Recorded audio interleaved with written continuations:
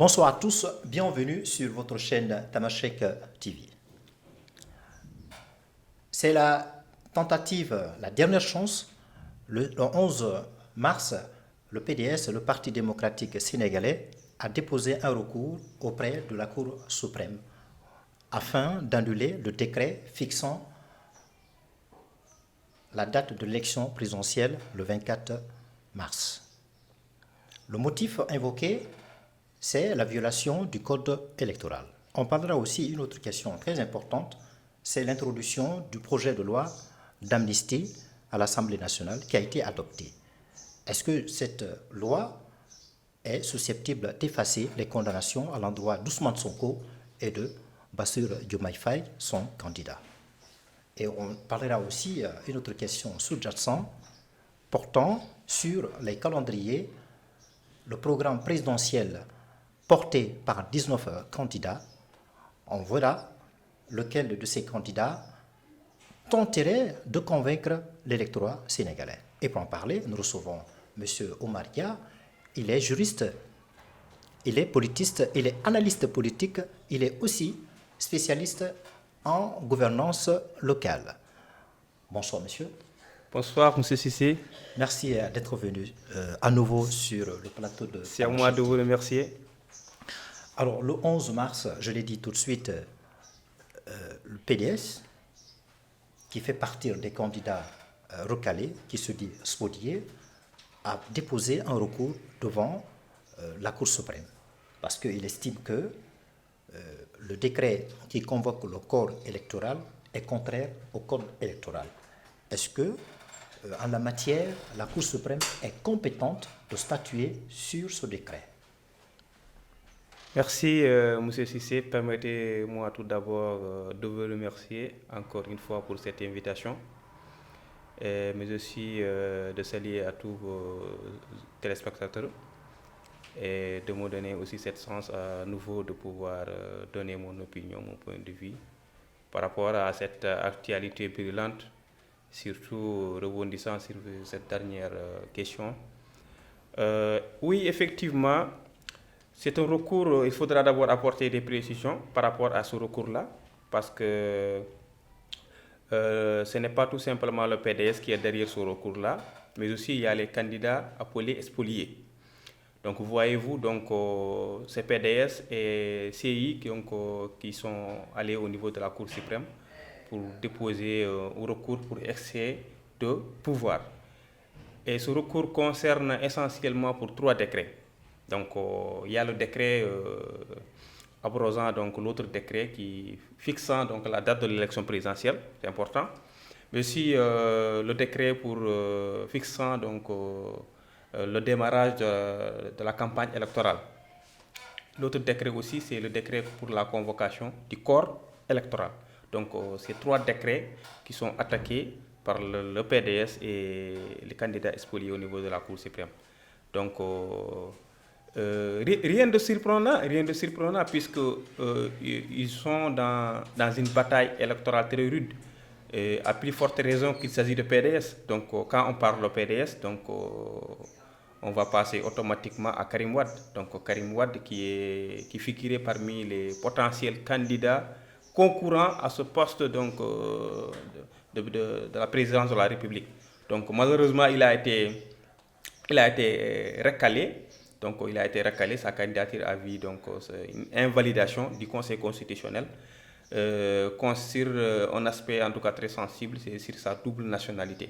Alors M. Dia, puisqu'il s'agit de Karim, y compris les autres candidats recalés ou spoliés, a-t-on dit, est-ce que le recours devant la Cour suprême, dans laquelle il y a 2 compartiments, il y a la chambre administrative et la chambre pénale. Alors, la chambre administrative qui est saisie, est-ce que ce juge-là, est-ce que plutôt le recours est recevable? Oui, le recours est recevable, mais est recevable parce que tout simplement la Cour suprême est juge en première et dernier ressort de toutes les décisions rendues. Donc ces décisions-là peuvent être des décisions administratives ou bien des décisions à caractère juridictionnel. Donc le Cour suprême est un juge de droit et non de fait. Donc, le juge de la Cour suprême, les magistrats de la Donc, Cour le juge de la Cour suprême peut statuer sur un décret Absolument. convoquant le corps électoral. Absolument. C'est pour vérifier l'applicabilité du droit. Il faut des juges qui vérifient est-ce que le droit a été appliqué ou non. Et la Cour suprême est là pour ça. La Cour suprême, donc, n'est pas là pour plaider ou bien pour, comment dirais-je, non, pour vérifier est-ce que le droit a été appliqué par rapport à ces décisions qui sont rendues. Et pourquoi cette saisine? Pourquoi cette saisine? C'est quoi le motif derrière? Parce que nous tous, citoyens lambda sénégalais, politiciens, donc nous tous, on a été surpris donc, de la décision qui a été rendue par le Conseil constitutionnel. Donc, obligeant le président de la République, Macky Sall, à fixer, à organiser les élections dans les meilleurs délais. C'est-à-dire avant le mois d'avril, c'est-à-dire avant la date de la fin de son mandat qui est le 2 avril. Donc, on attendait, la plupart des Sénégalais attendaient presque la date qui a été choisie lors du dialogue national à Diamniadio, le 2 juin, puisse être actée par le Conseil constitutionnel. Malheureusement, le Conseil constitutionnel n'a pas donné une suite favorable par rapport à cet avis qui a été donné, qui a été envoyé par le président de la République par rapport à ces conclusions donc, du dialogue national. Donc, maintenant, la question qui se pose est de savoir est-ce que la Cour suprême donc, va donner une suite favorable à PDS et ses alliés ou non. Personnellement, en tant que juriste, si on se fie aux actes, si on se fie donc à ce qu'on a appris en droit administratif, je pense que ce recours-là sera sans succès. Parce que tout simplement, il y a une jurisprudence qui est là. Mais avant la jurisprudence, les actes du gouvernement, ce sont des actes qui sont inattaquables. Et le recours pour excès de pouvoir donc, sera qualifié pour moi, selon moi, d'irrecevabilité. En plus, il y a une autre précision très importante qui est de savoir, en droit, l'intérêt c'est important. L'intérêt d'agir et la qualité c'est important. En plus, les requérants, ils n'ont ni la qualité ni l'intérêt d'agir. Parce que tout simplement, ils ne figurent pas sur la liste des candidats pour l'élection présidentielle programmée. Donc, il n'y a pas l'intérêt, il n'y a pas aussi la qualité. Et la jurisprudence que je voudrais évoquer, c'est la jurisprudence de M. Ousmane Sonko. Donc, il faut figurer sur la liste des candidats, les 19 candidats retenus, pour prétendre porter un recours devant la Cour suprême. Parce que l'intérêt, c'est très important quand il s'agit de porter un recours. L'intérêt et la qualité d'agir. Ces gens-là qui ont déposé un recours au niveau de la Cour suprême, mais ne sont pas candidats. Ils ont été recalés. Donc, il n'y a pas l'intérêt. Il n'y a ni même pas la qualité. Si c'était... Je vais vous donner un autre exemple. Qui avait déposé un recours au niveau du Conseil constitutionnel concernant la double nationalité de Karim Wade? C'est Thierno Alassane Sall. Et il est candidat. Si aujourd'hui ce recours, a abouti, c'est parce que tout simplement, il y a la qualité et l'intérêt. Donc là, on peut bel et bien dire que, d'abord, sur la forme, c'est recevable. Maintenant, le fond de cette affaire-là, je pense que il n'y aura aucune suite favorable à donner par rapport. D'autant plus que le Conseil,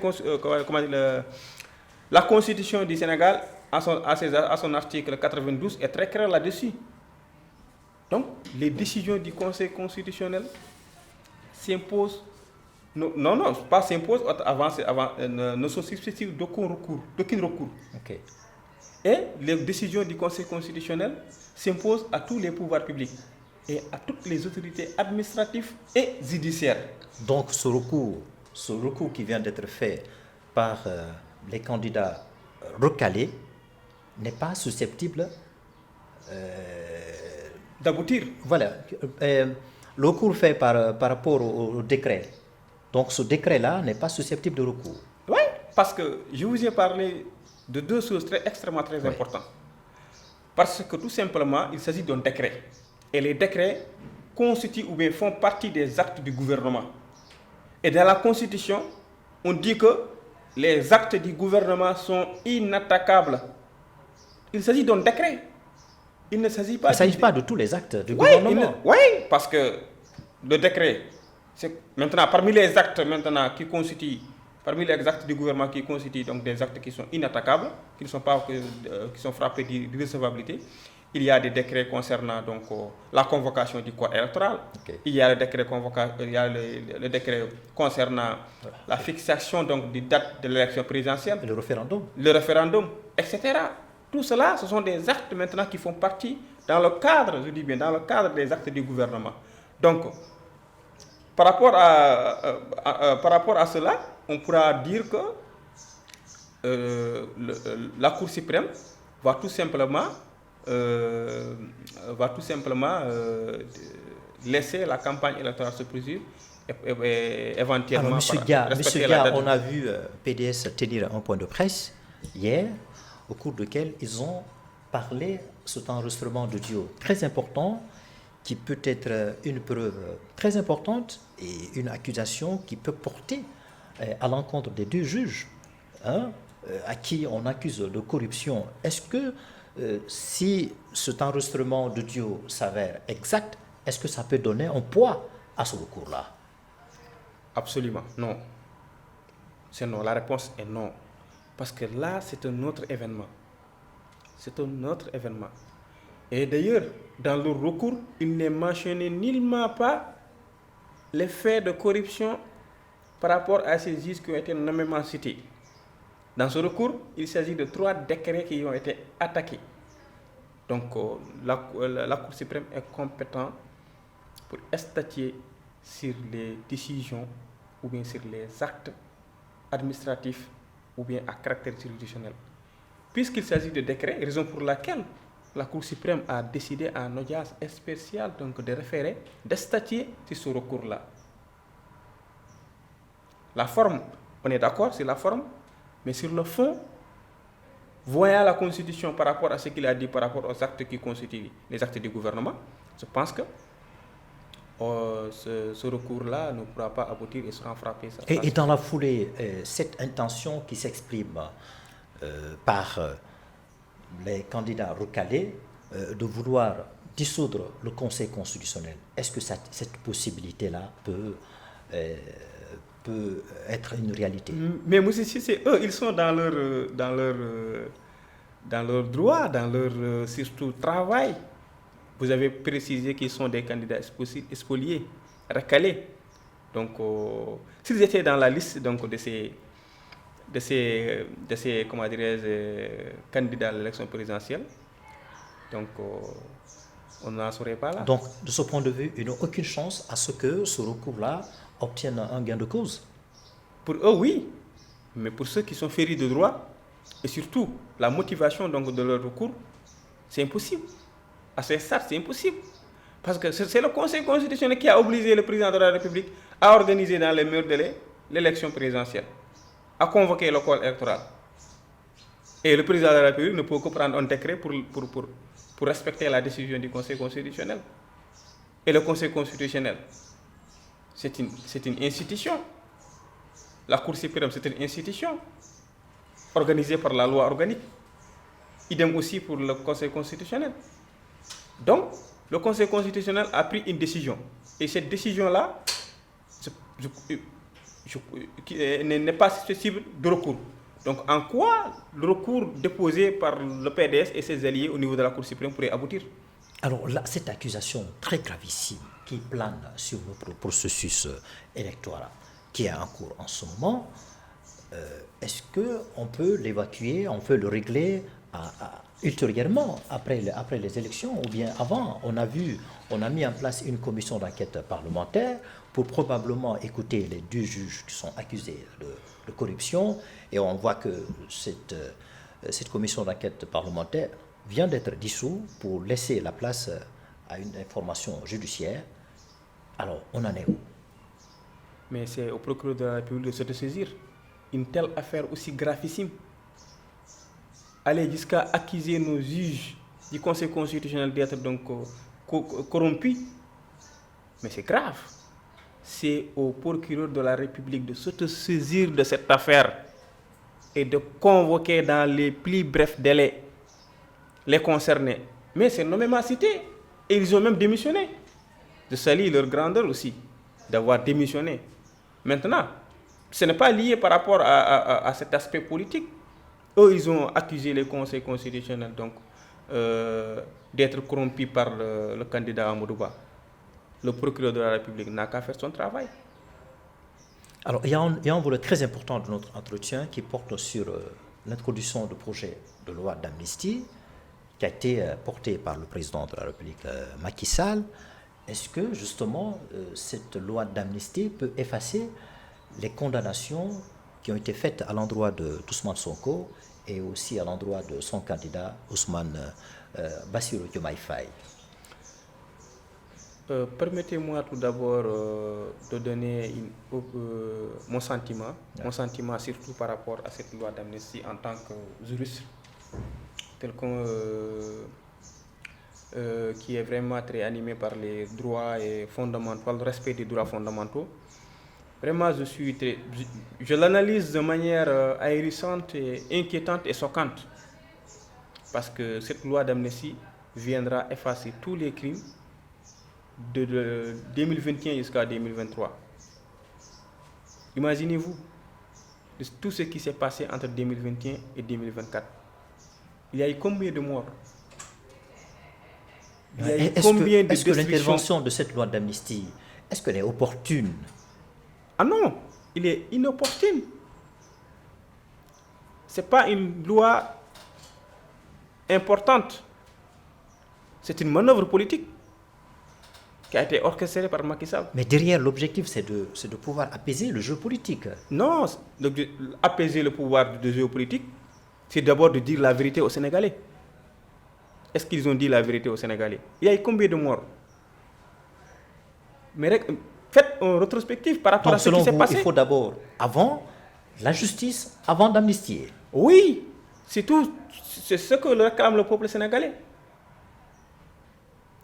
Imaginez-vous, on a parlé des concepts en tout cas très dangereux par rapport à tout ce qui s'est passé entre 2021 et 2023. Le mot terrorisme, l'aspect terrorisme. On a parlé des forces occultes, des forces spéciales.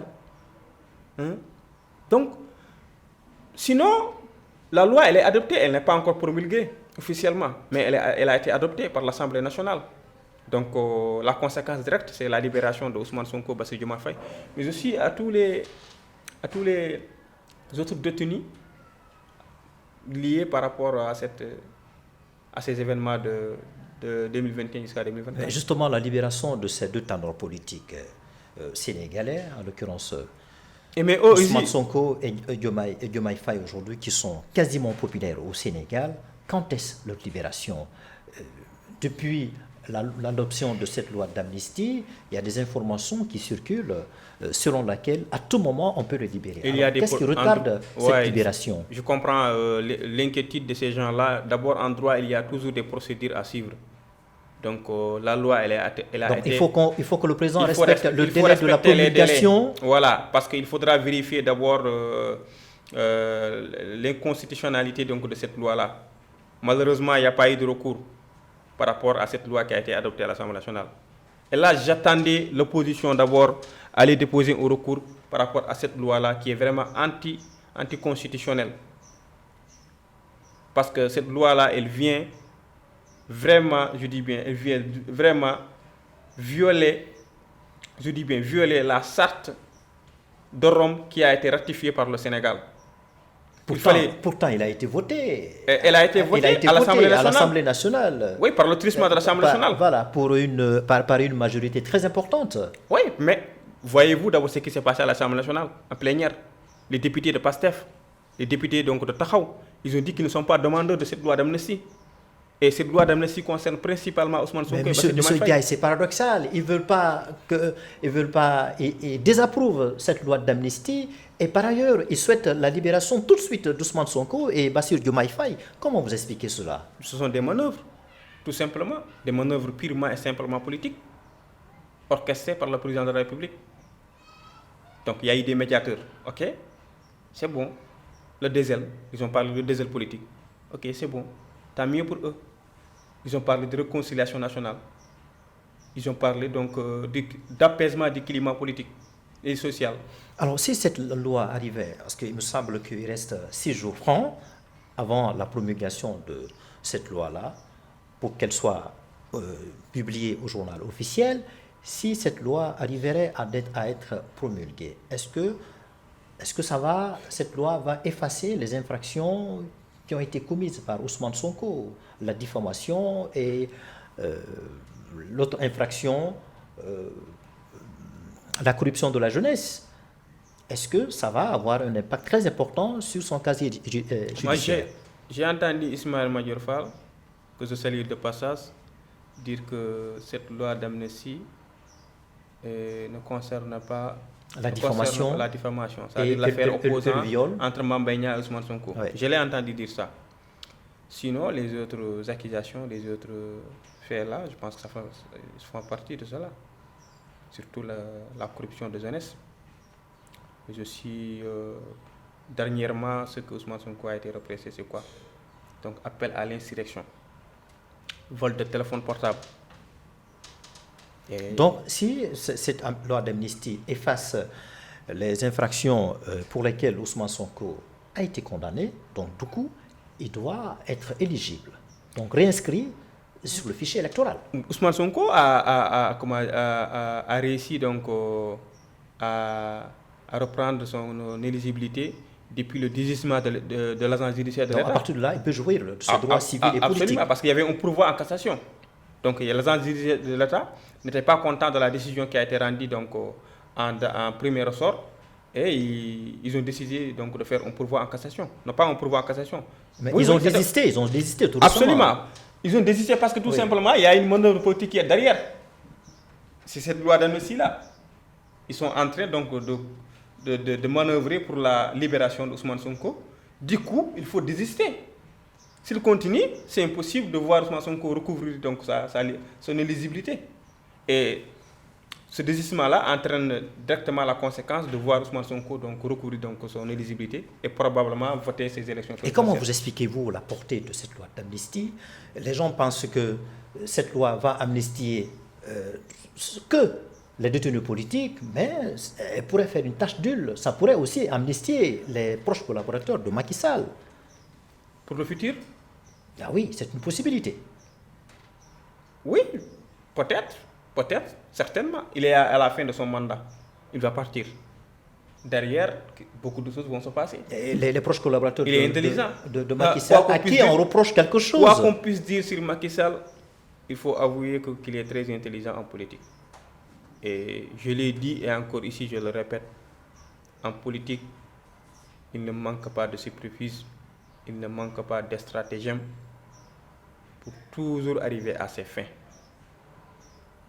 Mais il a oublié que c'est antécédent pour prospérer. C'est très dangereux ce qu'il est en train de faire. De faire oublier tout ce qui s'est passé entre mars 2021 jusqu'à nos jours pour tout simplement laisser une image, je dirais, tranquille par rapport à les partis politiques. Donc, ultérieurement, est-ce qu'il y a une possibilité d'attaquer ce projet de loi d'amnistie? Mais le délai est passé. Le délai est passé.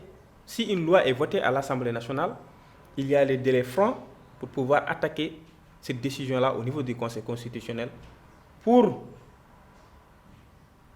voir l'inconstitutionnalité de cette loi-là. Est-ce que cette loi est constitutionnelle? Elle respecte, je dis bien, la Constitution, ou bien elle est anticonstitutionnelle? Elle ne respecte pas notre Constitution, ou bien nos chartes qui ont été ratifiées donc, au niveau des textes internationaux. Donc, le délai est passé. L'opposition n'a pas fait un recours. Personne n'a fait un recours.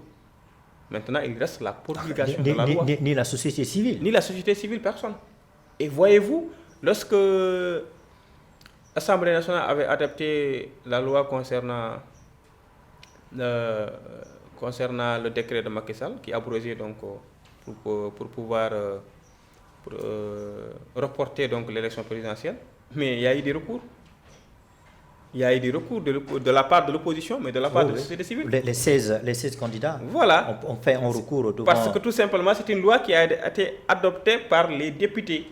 C'est possible de faire un recours pour vérifier est-ce que cette loi-là, elle est constitutionnelle avec nos chartes, notre charte fondamentale, notre carte d'identité qui est la Constitution. Ils ont eu gain de cause. Parce que le Conseil constitutionnel a annulé ce décret-là, a annulé cette loi-là. Et là, c'est une loi aussi. C'est une loi d'amnistie. C'est une loi d'amnistie qui vient pour effacer tous les crimes, tout ce qui s'est passé entre mars 2021. Donc cette loi en espèce, après l'expiration du délai de recours, il n'y a aucune possibilité de la retirer dans l'ordonnancement juridique. Si aujourd'hui l'opposition décide de ne pas aller attaquer cette décision-là, c'est parce que derrière quelque chose s'est passé. N'oublie pas, en commission de loi, il y a les membres de PASTEF a un intérêt à y gagner. Ne pas voter contre. Oui. Pourquoi ils ne pas voter contre? Quand on n'est pas d'accord, on dit on n'est pas d'accord. Qui dit un mot comme ça? Quand on n'est pas d'accord, il faut dire qu'on n'est pas d'accord. Mais en commission, s'ils avaient voté qu'ils ne sont pas d'accord en commission de loi, la loi n'allait pas être envoyée en plénière. Malheureusement, ils se sont abstenus. Et la loi a été envoyée en plénière. Alors, les débats ont révélé les positions des uns et des autres. Du coup, quelque part, Macky Sall a réussi à manœuvrer avec l'opposition. Et ces manœuvres-là n'ont pas encore dit leur dernier mot, ça reste. Alors, depuis quelque temps, M. Dia, on a commencé la campagne électorale. On est à 5e jour de la campagne électorale. Donc, tous les candidats, les autres candidats sont à pied d'œuvre pour tenter de convaincre l'électorat sénégalais. Alors, parmi ces candidats, il y a certains qui proposent un projet, une vision très importante qui sont vraiment exceptionnels. On a vu Diomaye proposer faire un programme présidentiel portant sur la création d'un poste de vice-président. Et vous, en tant que spécialiste, quelle est votre lecture par rapport à ça? Ah, vous voyez, moi, je me méfie des promesses des politiciens. Je me méfie d'ailleurs beaucoup des promesses des politiciens. Et d'ailleurs, les promesses en politique n'engagent qu'à ceux qui croient. Moi, j'ai entendu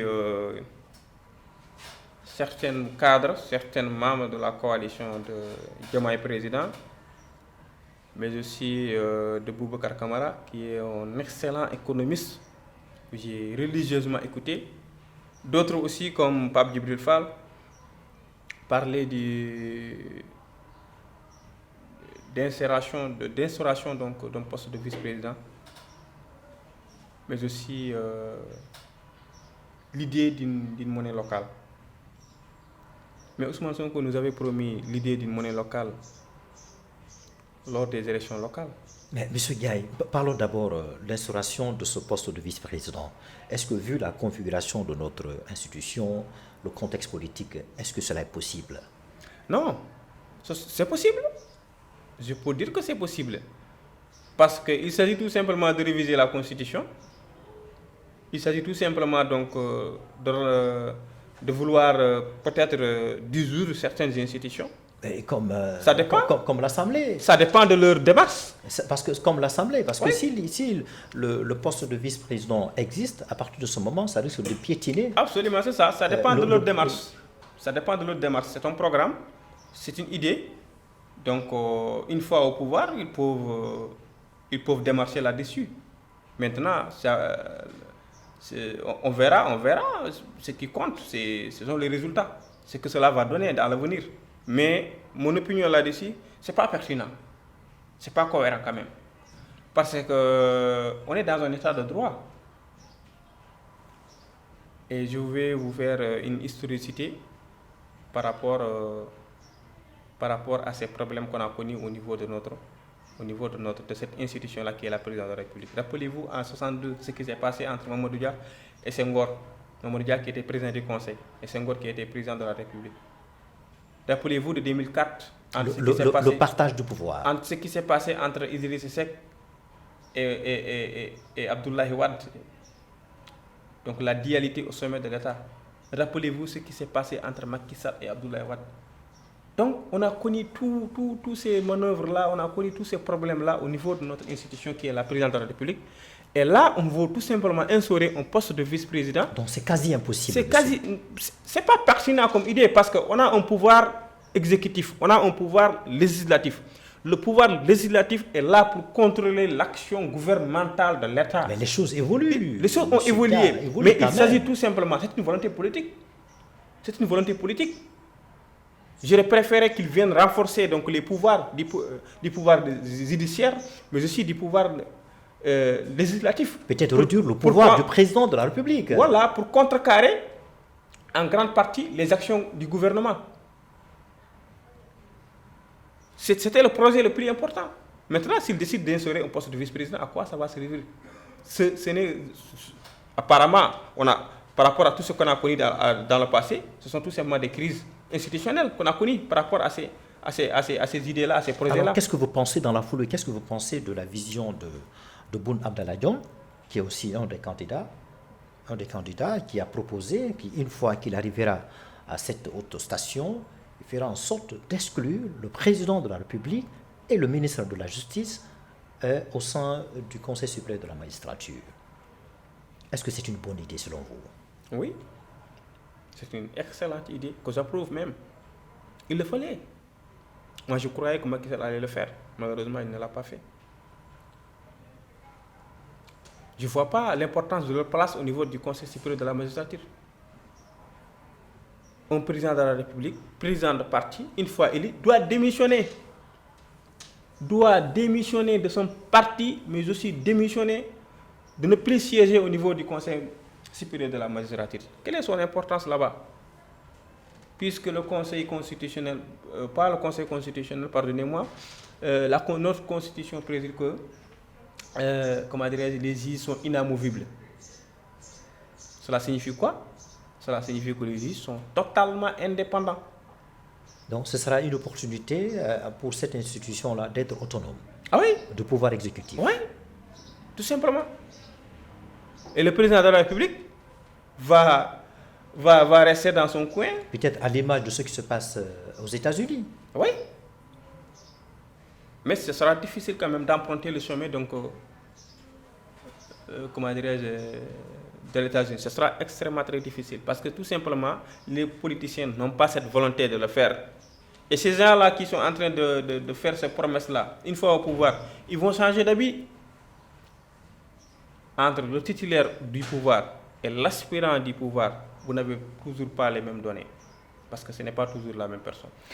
Monsieur Omar Dia, merci d'avoir été notre invité sur le plateau de Merci beaucoup, Tamashek c'est à moi TV. encore une fois de vous remercier. C'est très gentil. Et en tout cas, merci beaucoup pour cette invitation-là. Et on espère encore se revoir pour d'autres émissions beaucoup plus importantes. Surtout avec cette décision du Conseil constitutionnel, cette décision de la Cour suprême qu'on attend impatiemment demain, Inch'Allah. D'accord. Alors merci beaucoup pour les milliers de jeunes qui nous suivent en ce moment sur la chaîne de Tamashek TV. Vous avez entendu l'avis de notre spécialiste Omar Dia. Il est juriste, il est politiste, il est analyste politique, il est aussi spécialiste en gouvernance locale. Vous avez entendu son avis par rapport au recours fait par le PDS, y compris par les autres candidats, devant la Cour suprême en attaquant le décret convoquant le corps électoral. Donc merci de nous avoir suivis sur votre chaîne et le programme se poursuit. Allez, portez-vous bien.